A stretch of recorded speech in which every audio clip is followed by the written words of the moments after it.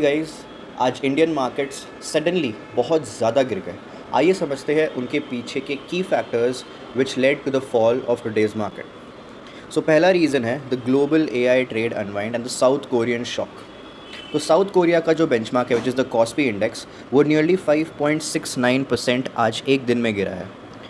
इससे टेक बेहेमथ्स जैसे कि सैमसंग और एच के हाइनेक्स भी बहुत ज़्यादा गिरे। इससे हुआ क्या, जो निफ्टी आईटी इंडेक्स यानी कि जो आईटी स्टॉक्स हमारे कंट्री के हैं उन पे भी प्रेशर पड़ा है, और आप जानते ही होंगे आज निफ्टी आईटी इंडेक्स अलोन 2.23% गिरा है। सेकेंड रीज़न है radical shift in US federal reserve outlook.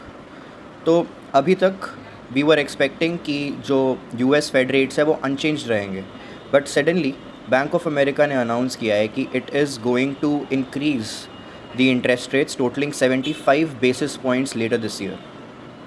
And there is also yield pressures which is expected to rise to around 4.25 to 4.5% का target range, driving away capital from emerging markets like India into safer US debt assets.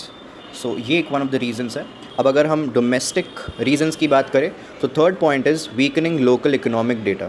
तो fresh domestic data जो अभी आया है ये दिखा रहा है कि इंडिया का प्राइवेट सेक्टर जो है उसका growth has slow to 3-month low in June, and the core sector जो इंडिया के 8 कोर इंडस्ट्रियल सेक्टर्स है उनका growth has drop to just 0.5% for may.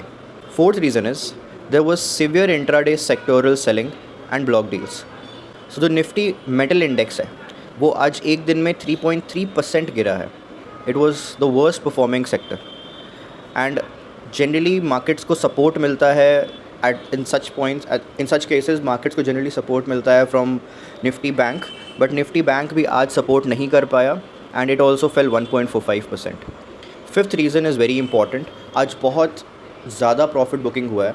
There was algorithmic and derivative stop loss cascades, यानी कि markets जो थी आप जानते हैं वो स्टेबल चल रही थी, बट सडनली जो इंस्टीट्यूशनल सेलर्स है उन्होंने एक बहुत की लेवल ब्रेक किया दैट वाज 23,910 का। उससे बहुत लोगों के जो एल्गोरिदम्स है वो ट्रिगर हुए and there was a short selling carnage in our markets.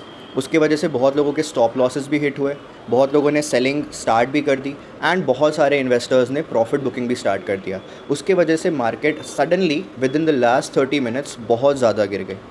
So yes, these were the major reasons for the fall। अगर आपको और भी ऐसे न्यूज़ अपडेट्स चाहिए in the future regarding the markets, then do subscribe to my channel।